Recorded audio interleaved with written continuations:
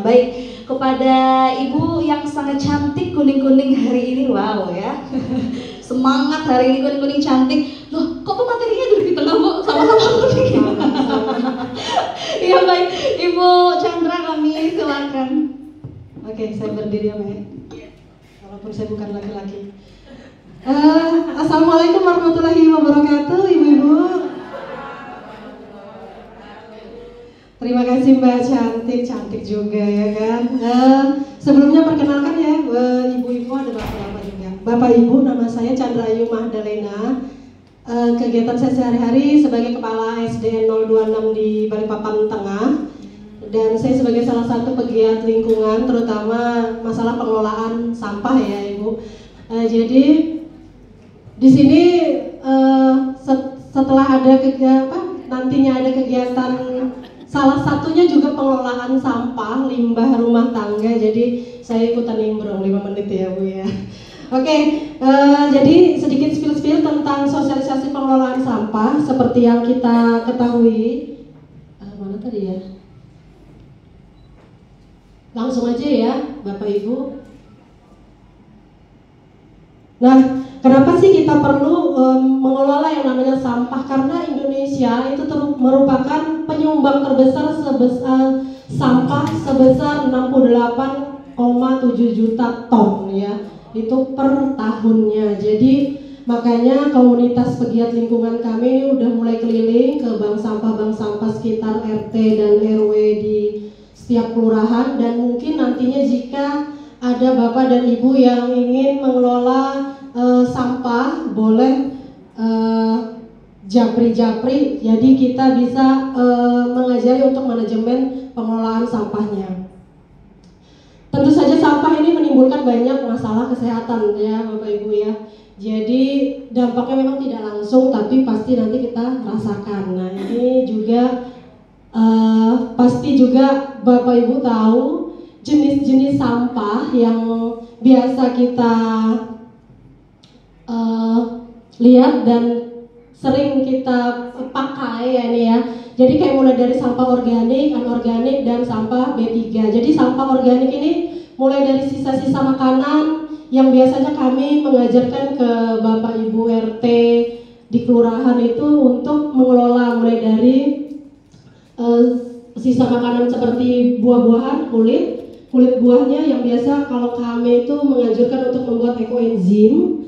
Terus sampah-sampah lainnya itu biasanya kami menganjurkan untuk membuat maggot ya, makanan untuk ternak hewan. Jadi semua sampah-sampah ini kalau bisa kita kelola dengan baik, itu bisa mengurangi tonan sampah yang tertimbun di TPA. Harapan kita nanti tidak ada sampah yang ke TPA. Begitu juga dengan sampah anorganik Bapak Ibu, mulai dari plastik, kantong plastik, semuanya itu kalau di bank sampah yang biasa saya edukasi itu sudah mulai menerima semua jenis sampah anorganik, mulai dari plastik, kaca, logam, dan lain-lainnya. Jadi itu bisa menghasilkan cuan ya Bapak Ibu.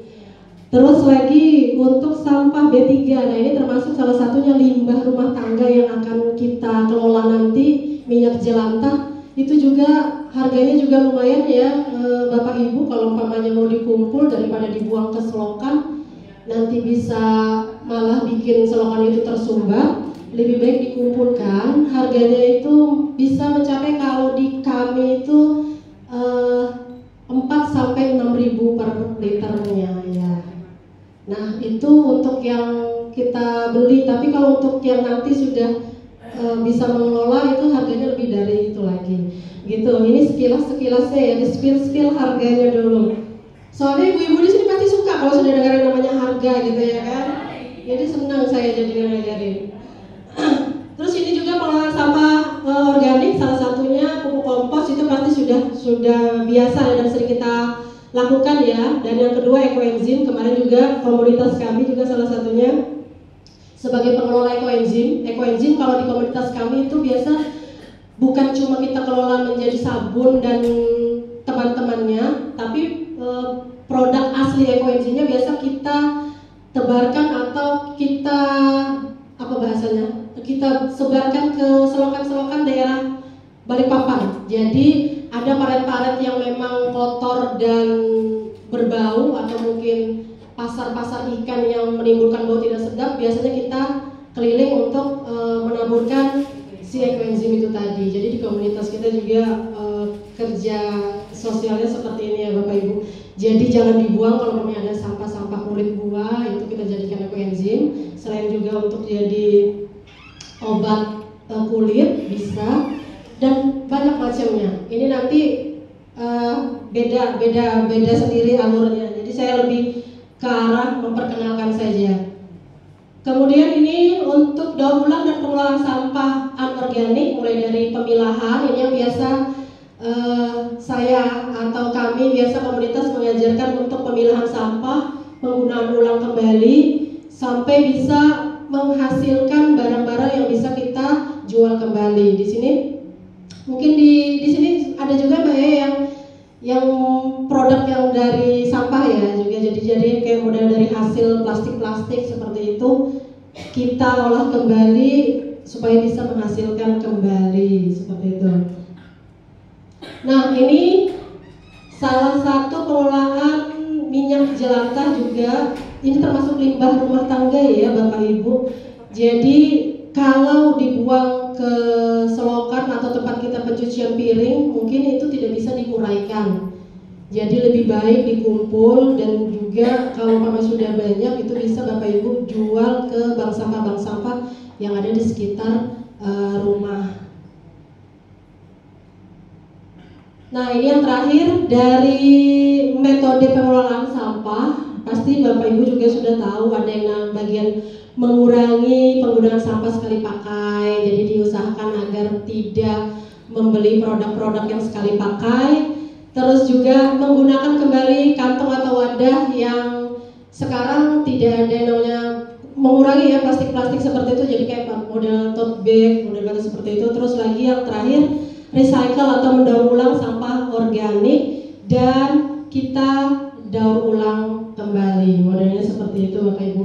Nah, sekilas kegiatan saya di pengelolaan sampah ini, jika nantinya Bapak Ibu tertarik untuk pengolahan sampah yang lebih lanjutnya, mulai dari sampah organik, anorganik tadi, di perkumpulan kami atau di komunitas kami juga mengajarkan untuk gratis manajemen sistem pengelolaan sampah-sampahnya, sehingga benar-benar Bapak Ibu nanti di RT itu bank sampahnya bisa up, maksudnya bisa menghasilkan lebih dari yang diharapkan, modelnya seperti itu. Jadi kita bagian mengedukasinya, gitu ya Bapak Ibu ya. Jadi boleh dijapri-japri kalau umpamanya berkeinginan membuat bank sampah di kelurahan atau di RT masing-masing.